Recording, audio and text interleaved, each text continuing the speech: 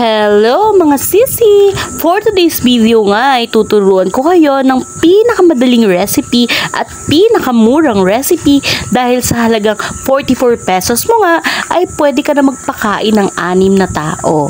Please watch this video till the end.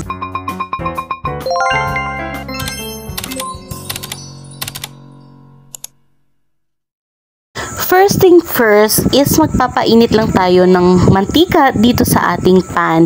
Medyo maraming mantika lang ilalagay natin dito dahil dito tayo magpiprito ng ating tofu. Hiwain nyo nga lang pala yung tofu, depende sa inyong gusto.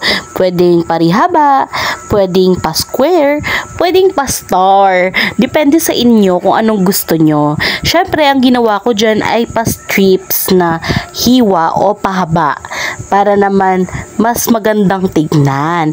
Syempre, kailangan lang muna natin tong iprito dahil ang tofu ay malambot. Sa hindi po nakakaalam, ang tofu ay gawa sa taho.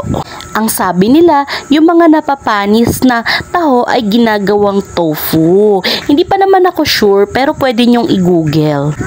At hindi nyo yan basta-basta pwedeng halu-haluin dahil malambot nga. Dapat ganyan yung itsura niya bago mo siya ibaliktad. Dapat brown na siya, matigas na siya, bago mo siya ibaliktad para hindi siya madurog. Nagbawas nga lang tayo ng mantika dito dahil dito na tayo diretsong magigisa. Magigisa tayo dito ng sibuyas at bawang.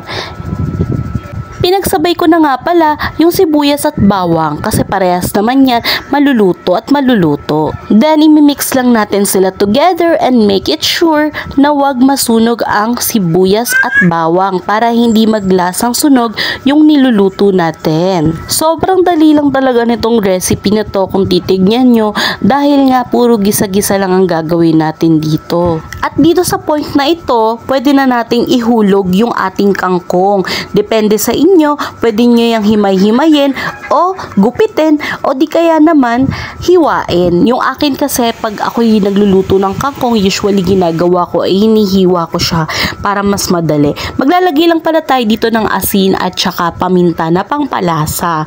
Tapos tatakpan na muna natin yan para naman mahalo natin siya.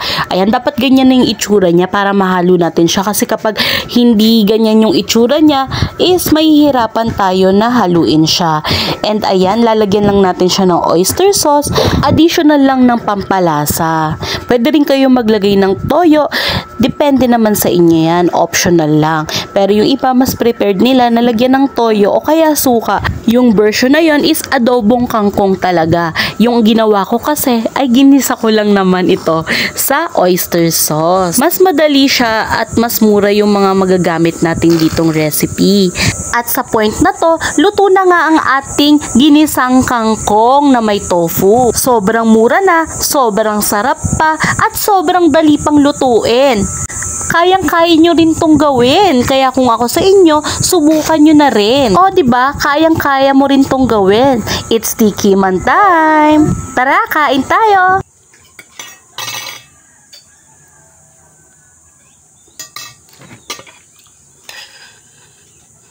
May sabaw-sabaw naman siya. Masarap kaya, diba?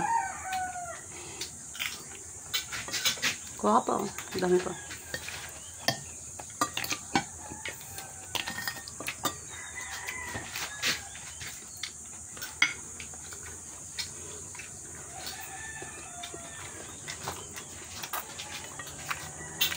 Kuha pa dito, oh. Tama-tama lang yung lasa niya. Hindi maalat, hindi maalat. Hindi maalat, hindi matabang. Perfect.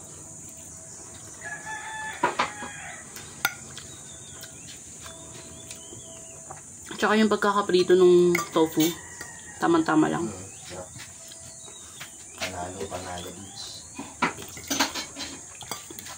Alam mo, ang sarap ng mga gantong ulam. Kahit sobrang simple lang. Ang mura lang eh. Yung kangkong, 12. Mahal na nga yung kangkong. Dati 10 lang eh. 12, dalawa, 24 lang. Tofu, 20. So, parang 44 lang, no? Dagdag ka lang ng oyster sauce.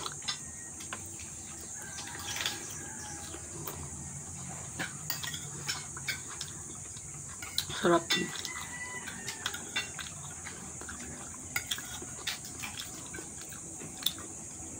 Tsaka ang gandaan kasi sa tofu, pwede mo siyang ano, ang tawag doon?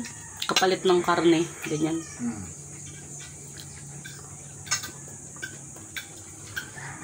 Yung mga nagda-diet, yung ginagawa nila. Tofu lalagay nila sa chop suey, ganyan.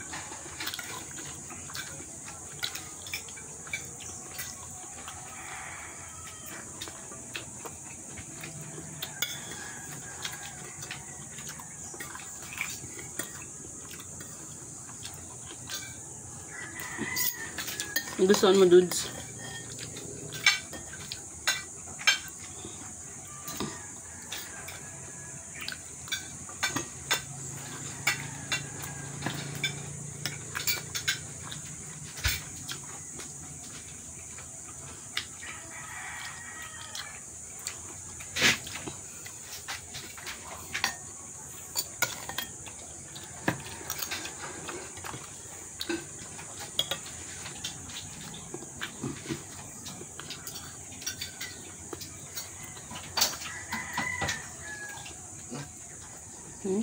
Sama-sama. Mama, hindi okay lang. Hanggang dito na lang ang ating video, mga sisi. I hope may natutunan kayo dito sa ating recipe. Thank you for watching and see you on my next vlog. Follow for more. Bye!